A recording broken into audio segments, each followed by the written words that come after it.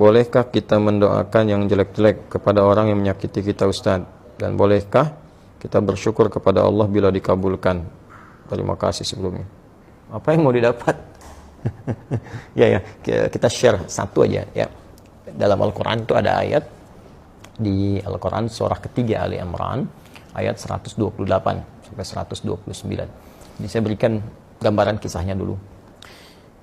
Nabi SAW di awal masa dakwah itu kedatangan satu utusan ya, dan mengatakan bahwa satu desa tuh masyarakatnya masuk Islam. Senang Nabi, lalu minta orang-orang itu untuk dikirimkan dai untuk mengajar. Dikirim oleh Nabi 70 orang, dalam riwayat disebutkan kurang lebih 70 orang penghafal Quran ya, ahli Quran, orang-orang yang menguasai agama dengan baik pada masa itu ya, dengan kadar yang mungkin didapatkan pada saat itu. Dikirimkan secara singkat ketika sampai di sebuah distrik namanya Bi'ur Ma'unah ya, tiba-tiba ternyata orang-orang itu dianiaya, bahkan kemudian dieksekusi.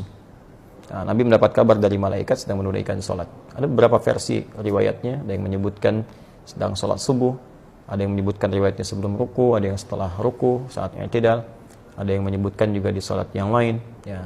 Intinya informasi itu sampai kepada Nabi, dan Nabi mendoakan, ya Allahumma la'an kita, Allahumma azibhum, ya Allah tolong laknat Bani Fulan ya, kemudian tolong hukum mereka dan seterusnya. Itu berlangsung selama sebulan.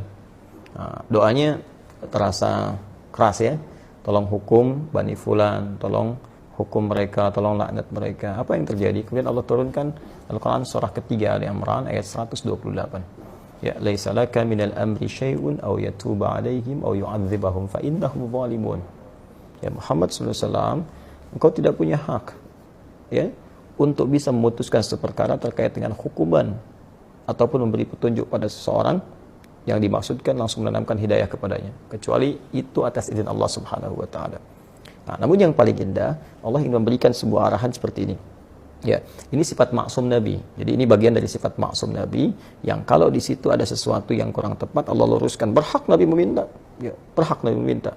Ya Allah, hukum si fulan, berikan hukuman setipa, berhak.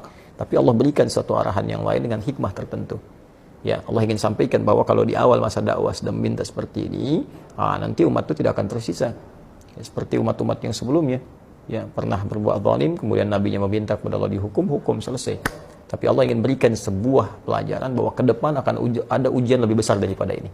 Maka diberikan sebuah tahapan bersabar. Bersabar, sampai kesabaran itu kemudian memuncak, sampai kemudian pada tingkat maksimal sehingga bisa mengatasi tantangan yang lebih berat lagi. Ya, karena kalau persoalan wafat, ajal juga sudah tiba, ya, sesuai dengan ajal. Hanya nanti tentunya